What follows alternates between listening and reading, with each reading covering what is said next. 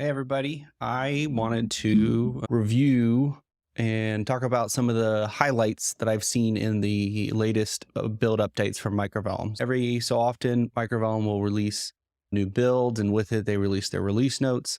And I thought it might be helpful if I went through and highlighted some of the improvements that I'm most excited about, and I see that could be helpful for you.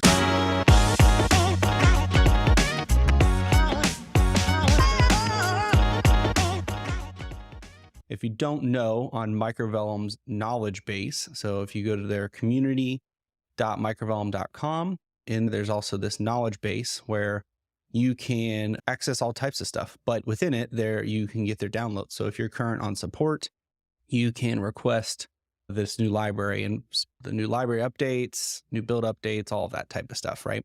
And so here, though, you can see the release notes for that. So if you go to knowledge base, software information, release notes, and I'm going to focus, you can see a long history of them, as well as the release notes for each library. I'm going to focus on the Toolbox release notes in 2023.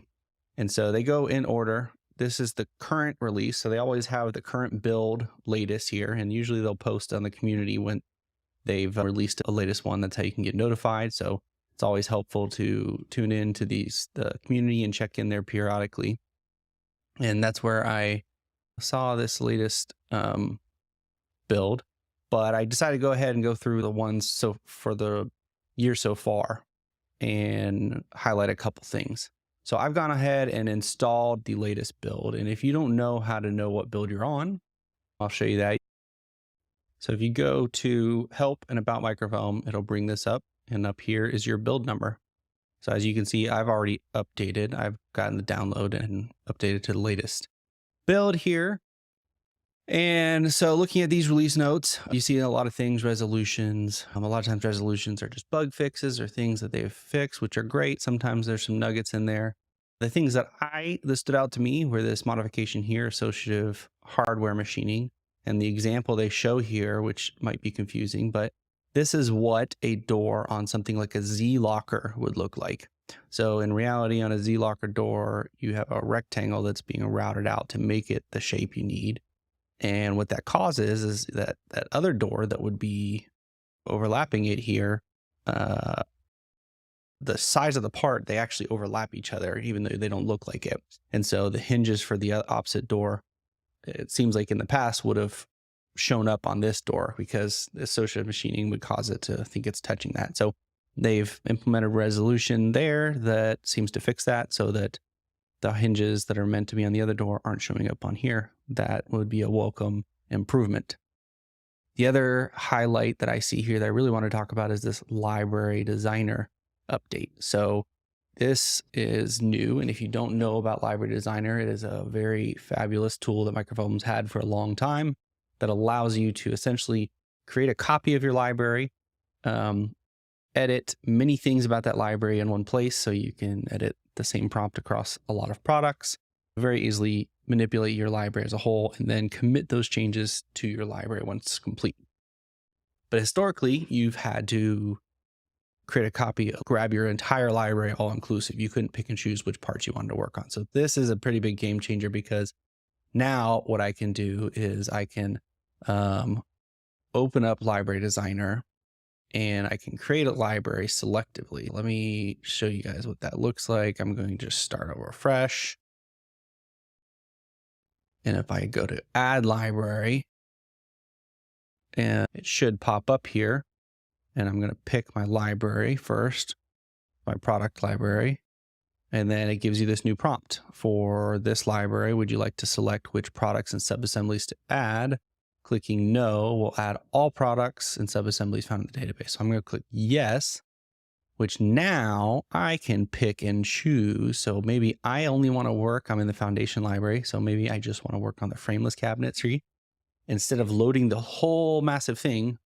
And then potentially, if this is a working library that people are working in, having to load things that I know people are using, maybe I could just focus on a category at a time, like all my tall cabinets and just those, and makes what loads in here smaller, easier to sort for what I'm looking for instead of having to sift through, and also possibly affecting cabinets I don't intend to. So I can just pick a category. I can just pick my frameless, and I don't want to mess with my fixtures or vice versa. So I can just pick a category. So actually, let's do this. Let me just do miscellaneous. And then within it, okay, it's loaded all these, and this is what's in my miscellaneous, I believe.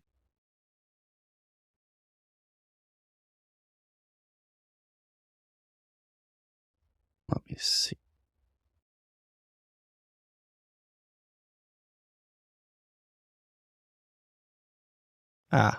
So and then this is allowing you to pick your subassemblies. So you've got appliance subassemblies, cabinet subassemblies, universal subassemblies that you can pick and choose which ones you want. So I'm going to pick all of these. And that's all that it'll load in here. So I won't be affecting anything outside of what I've loaded. So this makes it much, much more powerful to be able to pick and choose and slice and dice your library and only load chunks of it at a time that you want to be able to work with and affect. Very good update. A couple other things. One other thing I did want to point out also is in a previous build, 222. Let's look at this. So there's been multiple build updates this year. So 1, 2, 3, 4, 5, 6, 7, 8, including the current one. I'm going all the way back to 222. The way that builds are numbered, you've got 23 is the year.